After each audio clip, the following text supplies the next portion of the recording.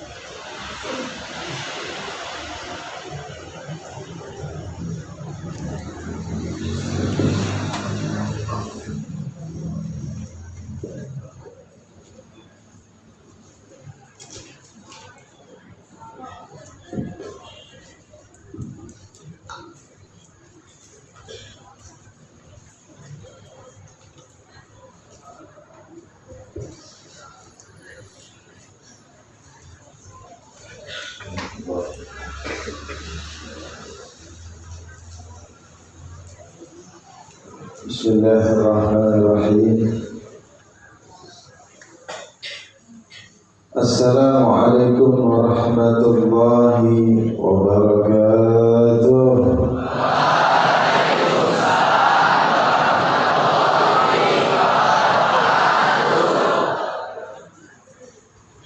Alhamdulillahilladzi waffaqa wa saddada wa qaddara. ونسأله تيسير ما تعسر ووعد بالمزيد لمن أعطي قليلا أو كثيرا فشكر. أشهد أن لا إله إلا الله وحده لا شريك له وأشهد أن سيدنا ونبينا محمدا عبده ورسوله المختار. اللهم صل وسلم على سيدنا محمد وعلى آله وصحبه الميامين الغرار. أما بعد، رب اشرح لي صدري ويسر لي أمري واحلل عقدة من لساني يفقهوا قولي. آمين اللهم آمين. Alhamdulillah, kepada yang kami hormati segenap Bapak dan Ibu Guru SMP Negeri 1 Maltese, mobil khusus Bapak Kepala Sekolah Bapak Haji Nardi, yang insyaallah dirahmati oleh Allah Subhanahu wa taala, dan semua staf pengajar yang ada di sekolah ini yang senantiasa insyaallah dimuliakan oleh Allah Subhanahu wa taala, dan tidak ketinggalan kepada adik-adik siswa-siswi SMP Negeri 1 Maltese yang insyaallah dibahagiakan oleh Allah, dikabulkan hajatnya oleh Allah, insyaallah lulus dari tempat ini insyaallah mendapatkan hasil yang memuaskan, insyaallah bisa membahagiakan orang tua, sukses dunia dan akhiratnya insyaallah. Amin Allahumma alhamdulillah. Dan tidak ketinggalan kepada grup rebana, grup hadrah, kemudian sound system, dan semua dari sosial media SMP Negeri 1 Maltese, dan semua yang berpartisipasi dalam penyelenggaraan Maulid Nabi siang hari ini, insyaallah semuanya dibahagiakan oleh Allah Ta'ala, dan insyaallah apapun yang diharapkan diwujudkan oleh Allah Ta'ala dunia dan akhirat. Amin ya rabbal alamin. Alhamdulillah, syukur kita panjatkan kepada Allah yang telah memberikan kenikmatan. Adik-adik nikmat dan murid. Nikmat dan apa yang dirasakan?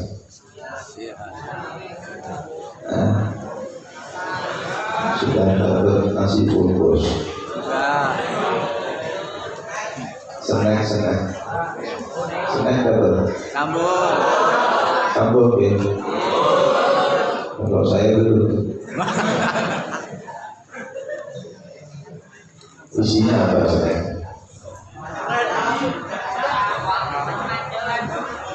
Duit sama duit. Alhamdulillah kita mendapat nikmat. Dan nikmat ini banyak ya. Nikmat ini banyak. Ibu-ibu yang di belakang dengar ibu-ibu ya. Sampainya ibu-ibu. Itu ibu-ibu apa bapak di belakangnya? Ibu. Iya betul kok mereka. Ibu-ibu dengar suara saya. Sehat ya? Itu masih hidup semua.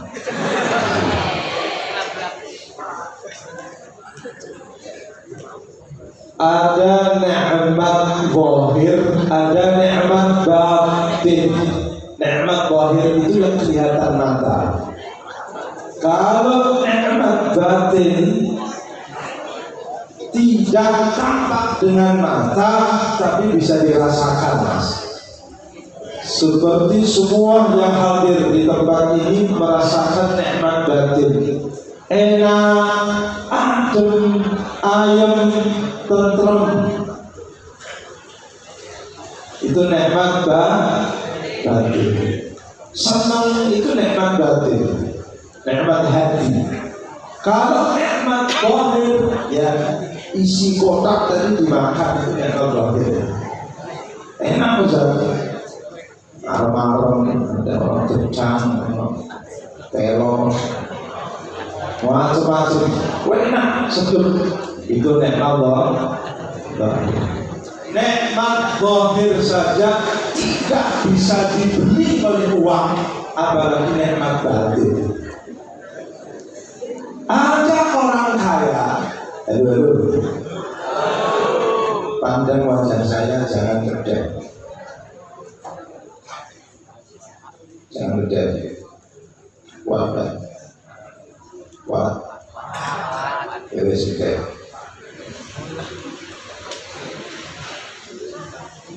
Nikmat zahir. Ada orang kaya dia mau beli iwak petik sakit.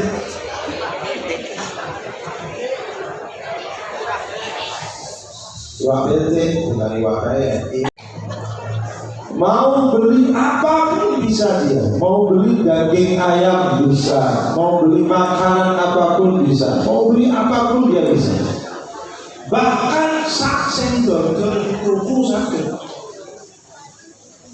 Sampai yang jualan saja dibeli sama dia bisa. Dari kayanya. Tapi dokter mengatakan apa? Tidak boleh makan apa-apa kecuali bubur. Kenapa? Kalau sampai makan macam-macam sakit, tambah parah. Bisa diumumkan di masjid apa ya? Al-Falah nanti. Inna lillahi wa inna ilaihi raji'un.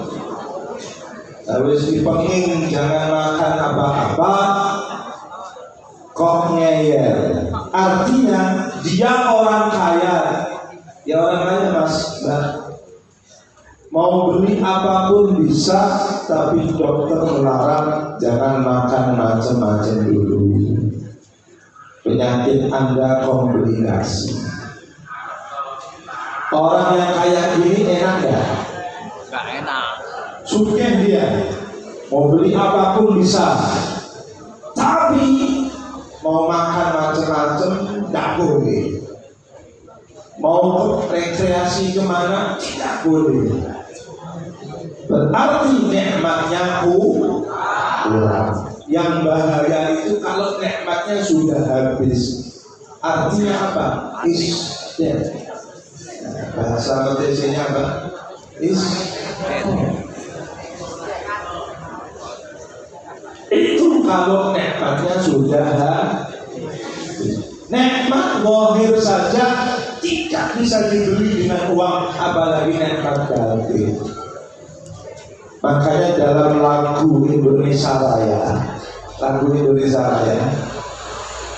itu bangunlah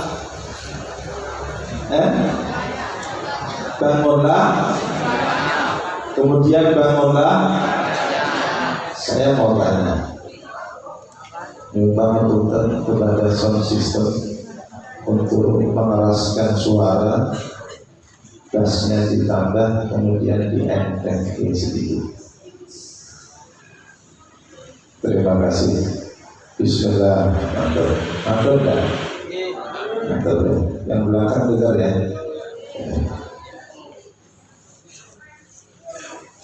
Bangunlah jiwanya, bangunlah. Logikanya harusnya kan badan dulu sing ketok motor, baru jiwa yang tidak tampak oleh mata. Harusnya begitu. Tapi kenapa kok jiwanya dulu yang dibangun, diperbaiki, baru badannya? Karena jiwa, roh ini pengaruhnya besar. Ganteng tapi nangisan buat apa? Ayu tapi semaputan buat apa? Kecil ronggah-ronggah tapi jireh. Apa jireh? Jireh. Nakut. Kalau bayangannya jireh bangun jireh. Apalagi kecoa. Berarti nggak sama kecoa. Jujur. Kecoa. Berani. Macan.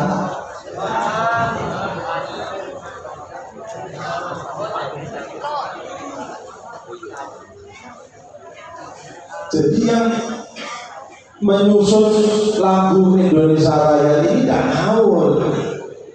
Harusnya yang tampak mata diperbaiki dulu baru. Tapi kenapa mereka mengatakan bangunlah jiwanya, bangunlah badannya? Pernah dengar sejarah Indonesia merdeka ya? Pelajaran SMP ada? Presiden pertama siapa? Wakilnya siapa? Kemudian jenderal yang terkenal siapa?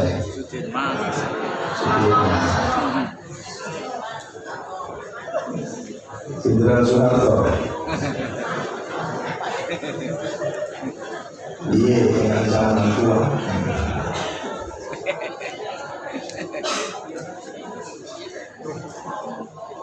Dulu sejarah perang itu perang tidak menggunakan senjata, ya. Cuma membawa apa? Khusus sebenarnya apa? Ring. Ya. Dicekeli ring pemangkat perang. Sampai mikir musuhnya, lawannya bawa basoka, bawa bom, bawa bendel. Iki menuju loh, ring. Mikir loh. Ini sebanyak ini. Semua dipegangi ring, bambu runcing semua. Musuhnya cuma satu orang bawa bedil dari sampai.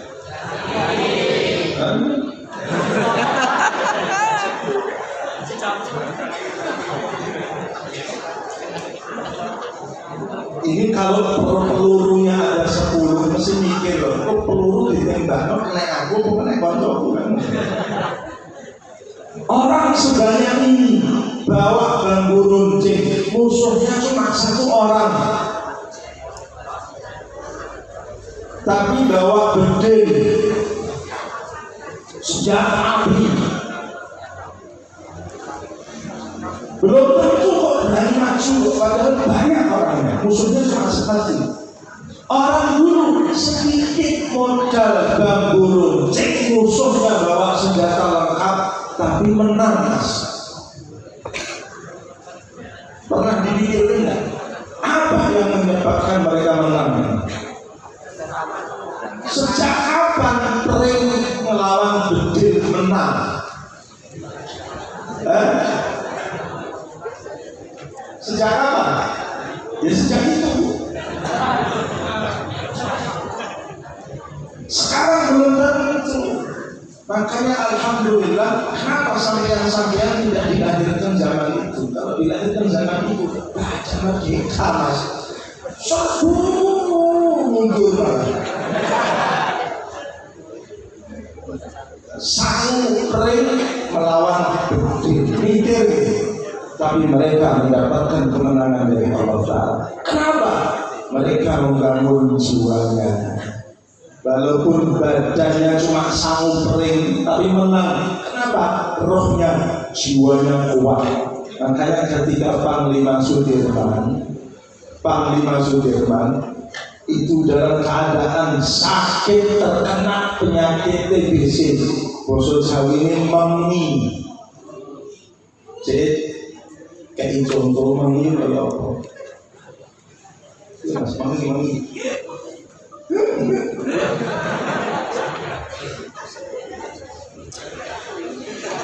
Mengi sakit, ikut perang, mimpin perang di Tandu, bayangkan. Kok bisa menang? Tak sangu apa-apa, sangunya hanya Bismillah, Allahu Akbar, itu sangunya. Modal Pring menang. Sampai mereka penasaran, tanya kepada Panglima Sudirman, Pak Dirman, saya mau tanya, kok bisa menang? Nopun sedang gadah ilmu kesaktian nopo toh? Dijawab oleh Pak Dirman, saya tidak punya apa-apa. Yang saya punya hanya dua. Satu, saya menjalin hubungan baik dengan Allah. Menjalin hubungan baik dengan Allah. Saya tidak pernah meninggalkan sholat tahajud. Sholat apa? Tahajud. Sholat tahajud saja tidak pernah ditinggalkan, apalagi sholat lima waktu. Yang kedua, saya menjalin hubungan baik dengan Nabi Muhammad. Saya tidak pernah meninggalkan bersolawat kepada Nabi Muhammad. Dua mas, dibangun jiwanya, badannya kuat, sakit tapi menang. Kenapa? Karena mempunyai hubungan baik dengan Allah dan Nabi Muhammad Sallallahu Alaihi Wasallam. Nikmat zahir saja tidak bisa diberi oleh uang. Sakit, sugih, belum gedung. Sugih apa? Belum gedung. Banget sugih. Meh tuku apa-apa sak sing dodol dituku sakit. Tapi tidak boleh makan macam-macam karena sakit ya. Tidak bisa dibeli oleh uang. Apalagi nikmat batin. Alhamdulillah siang hari ini kita kumpul di Masjid Al-Falah ini untuk apa? Untuk mencintai Nabi Muhammad. Nasib kita tergantung Nabi Muhammad. Nasib kita ada di tangan Allah, tapi kuncinya Nabi Muhammad. Pengen sukses, cintai Nabi Muhammad, sholawat yang banyak. Pengen berhasil, cintai sholawat yang banyak. Pengen penyakitnya hilang, saya punya kabar luar biasa. Ada cerita di Jawa Timur, ada orang sakit itu sudah tinggal long live apa long live harum kulit pun mek meleng dokter sudah angkat tangan, tidak bisa sembuh. Akhirnya datang satu kiai, satu ustaz, disuruh membaca sholawat tibbil qulub. Allahumma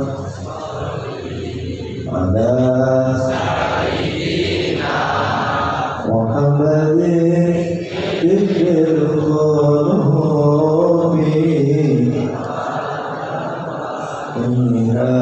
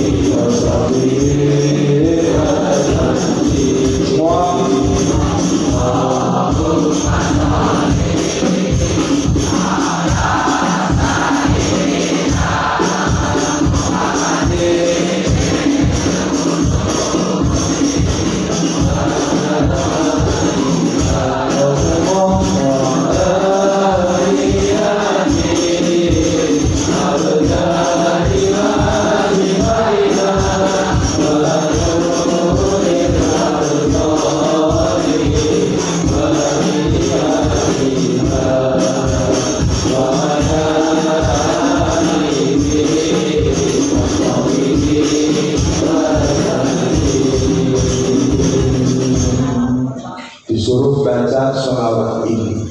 Subhanallah, ngucap saja tidak bisa, bacanya cuma dalam hati, sakit parah dia. Subhanallah, tidak lama sembuh, sampai sekarang masih hidup. Padahal cuma melek merem.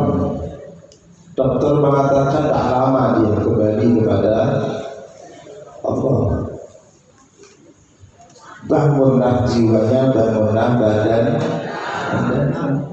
Orang kalau sumpah banyak pikiran, ya mas ya, itu walaupun uangnya banyak, badannya sehat, tak nikmat lagi. Pikiran terus itu. Sumpah hatinya sedih, cantik saja jadi elek, ganteng saja jadi belerang. Bangunlah jiwanya, bangunlah. Dan kita di tempat ini saat ini diminta untuk membangun jiwa kita. Insya Allah badannya sehat wa'ala. Caranya bagaimana Ustaz? Caranya kita cintai dan tiru akhlak Nabi Muhammad Sallallahu Alaihi Wasallam. Orang itu senakal apapun, kalau cinta dengan Nabi Muhammad gampang sadar. Dulu ada satu sahabat, ini kasih kisah-kisah saja ya. Saya kasih cerita-cerita mau. Nanti di akhir majelis saya mau berdiri di situ, kita doa bersama. Siap? Harus siap loh ya. Punya hajat kan? Kita jelaskan dulu hajat kita. Punya hajat kan mas? Opo. Hajat opo. Kawin cuci. Jangan nikah dulu. Apa hajatnya?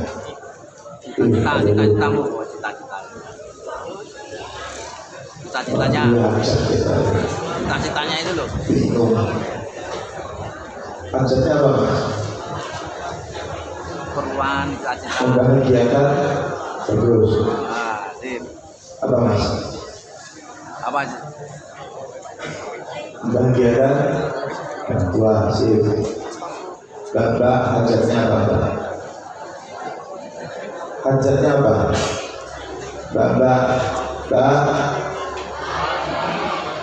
doanya apa sama Allah? Mau minta apa? Nanti husnul khatimah. Hajatnya banyak, nanti dipersiapkan Mas ya. Kita doa, nanti saya di tengah sana kita minta sama Allah Ta'ala, insya Allah doa kita dikabulkan oleh Allah Subhanahu wa Ta'ala. Amin ya Rabbal.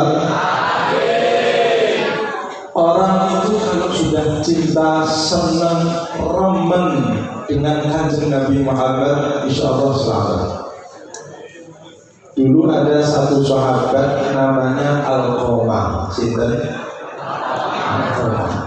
Sahabat Alqamah ini orangnya soleh, baik, ahli ibadah, cintanya luar biasa kepada Nabi Muhammad.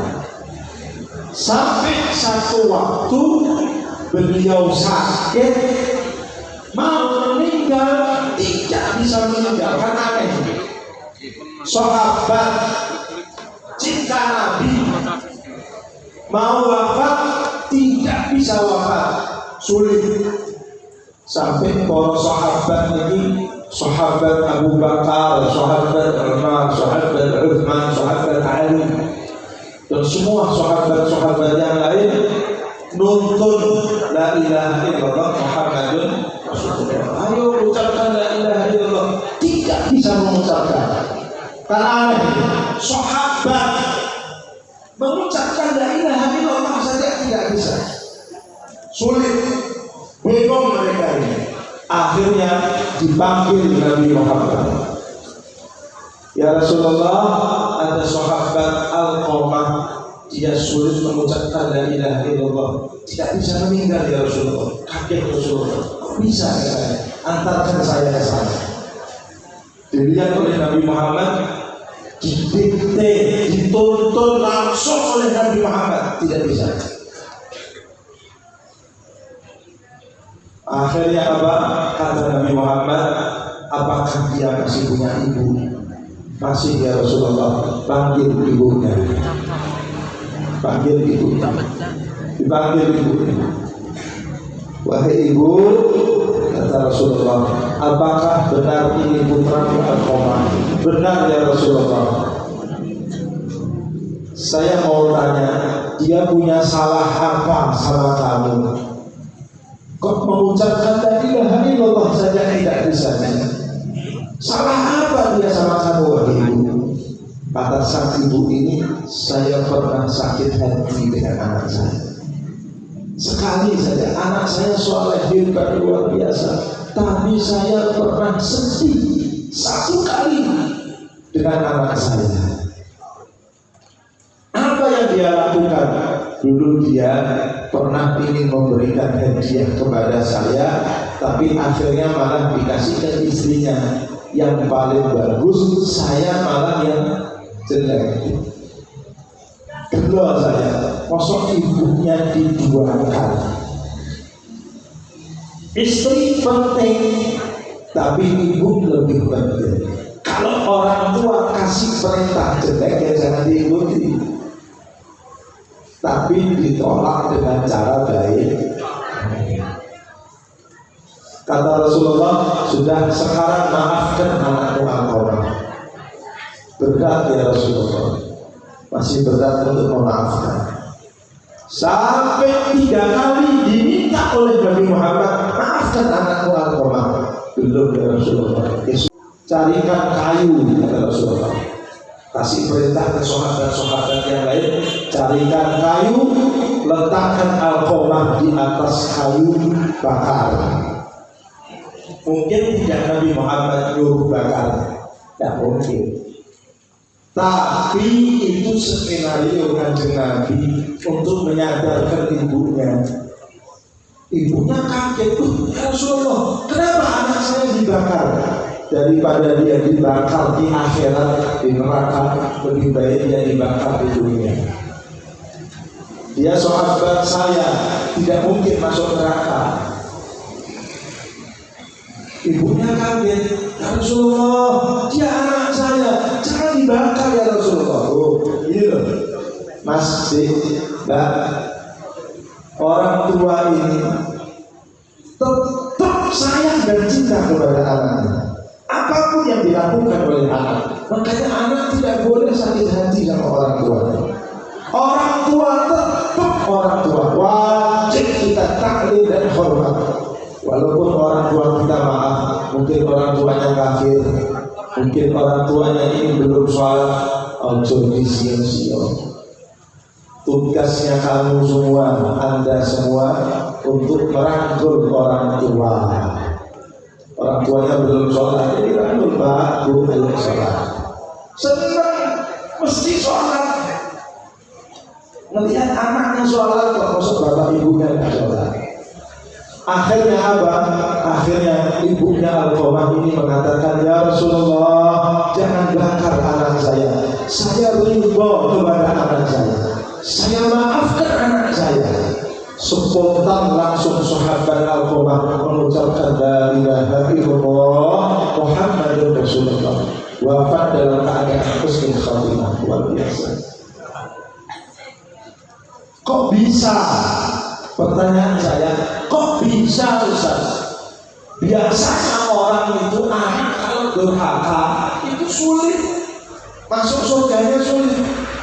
Tapi kok bisa sahabat Alqamah ini diselamatkan oleh Allah, mendapatkan ridho ibunya karena satu, Mas, karena sahabat Alqamah mencintai Nabi Muhammad.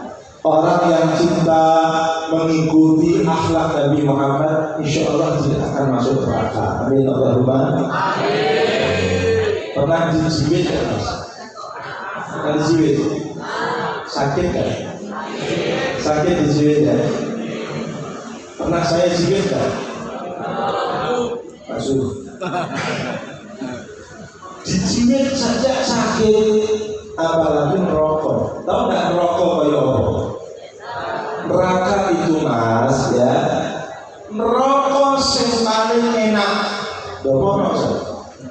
Neraka itu ada 7. Yang paling enak rokok jahanam. Merokok yang paling enak itu kalau nyiprat teng bumi langsung lenyap.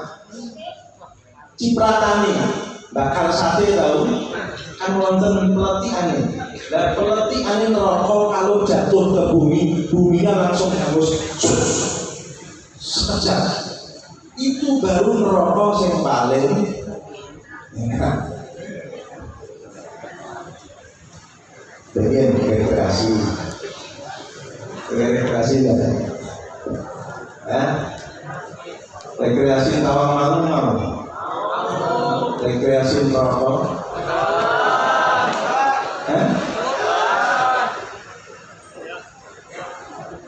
Tamasya Mas, tamasya. Mau? Ini merokok sing paling enak. Tapi orang yang cinta kepada Nabi Muhammad, insya Allah dijauhkan dari api neraka Allah Subhanahu wa Ta'ala. Adik-adik yang dimuliakan dan dirahmati oleh Allah Subhanahu wa Ta'ala, di hari ini kita dididik untuk cinta kepada Nabi Muhammad. Terakhir, kita dengan Nabi Muhammad itu beda. Keringatnya kita baunya apa? Terus orang yang kecutrok, orang yang kecingkrok, apok bin belum.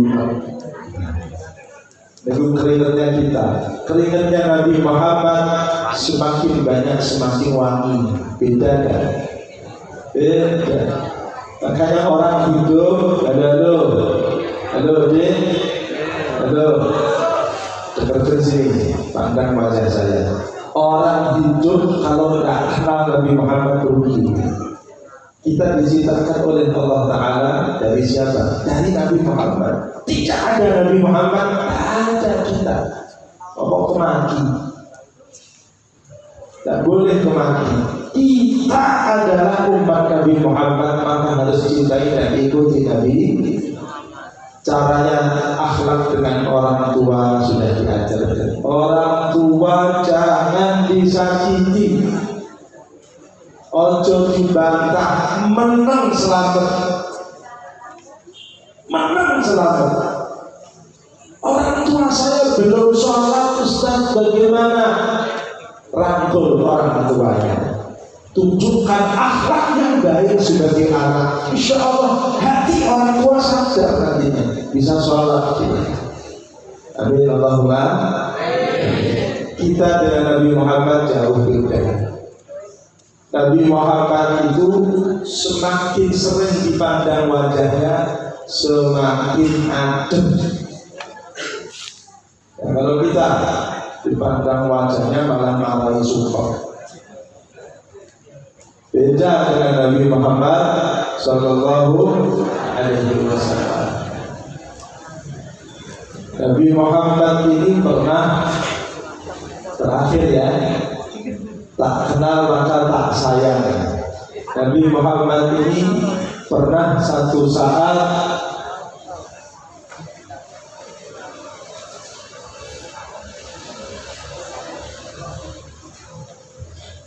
Nabi Muhammad sering ke pasar.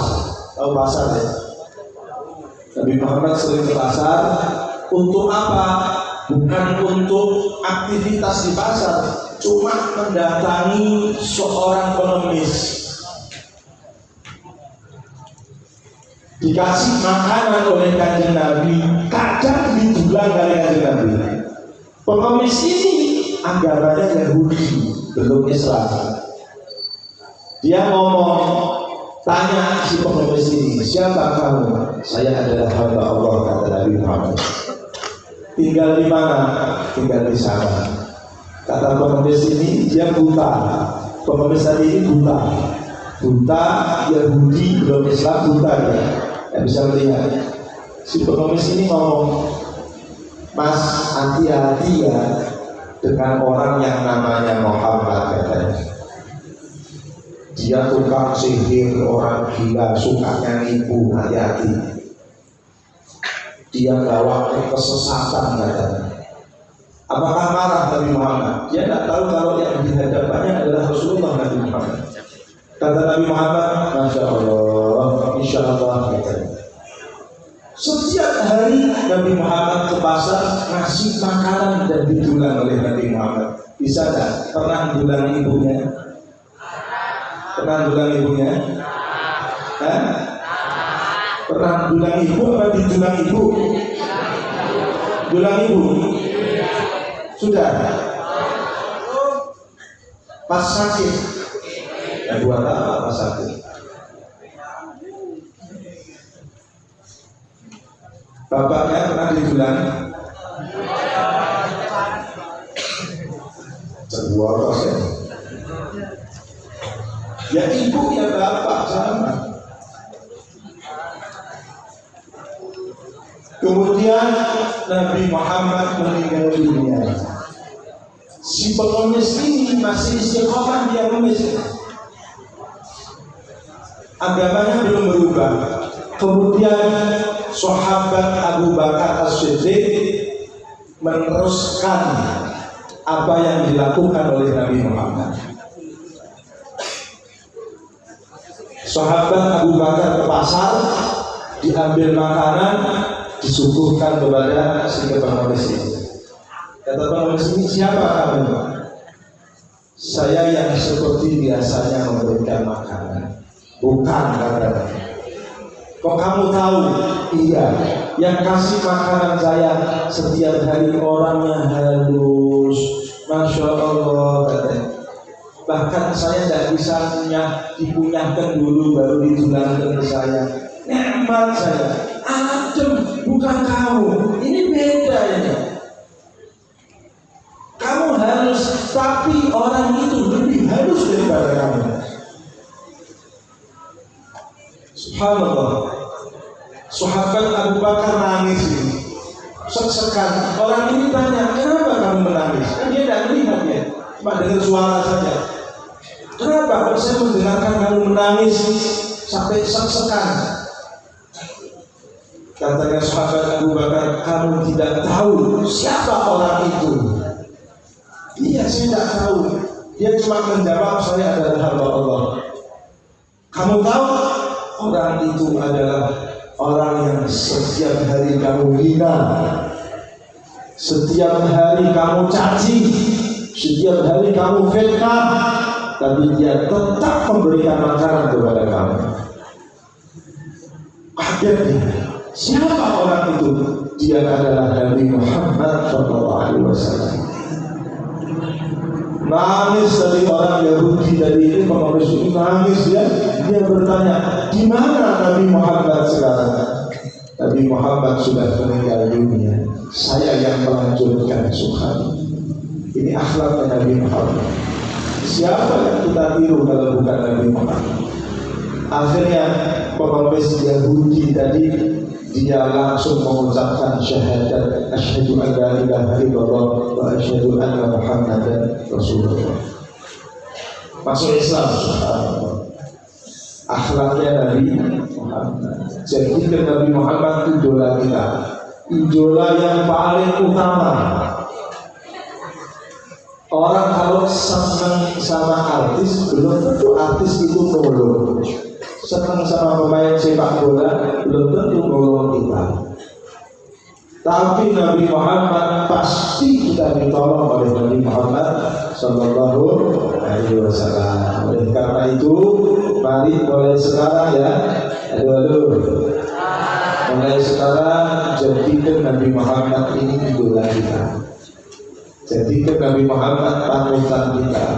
Kalau ada orang tua, orangnya sudah tua,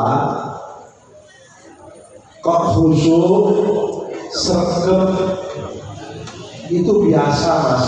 Tapi kalau ada anak muda seperti ini yang khusyuk, sergap, itu luar biasa. Kalau orang tua biasa, orang tua apalagi belum sepuh ya, sudah sepuh seperti masjid itu biasa ya, memang dia sudah tua, waktunya sudah. Tapi kalau ada anak muda seperti anda semua ini kok soleh solehah, ini luar biasa.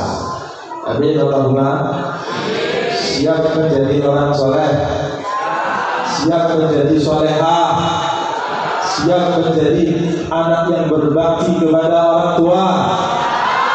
Siap ya? Insyaallah siap mencintai Nabi Muhammad, siap meniru Nabi Muhammad, siap mengikuti Nabi Muhammad, siap melakukan akhlak Nabi Muhammad, siap kita berdoa, siap berdoa, siap semuanya berdiri di tengah di kosongnya. Perhatian pada saat berdoa, bukunya alat tulisnya bisa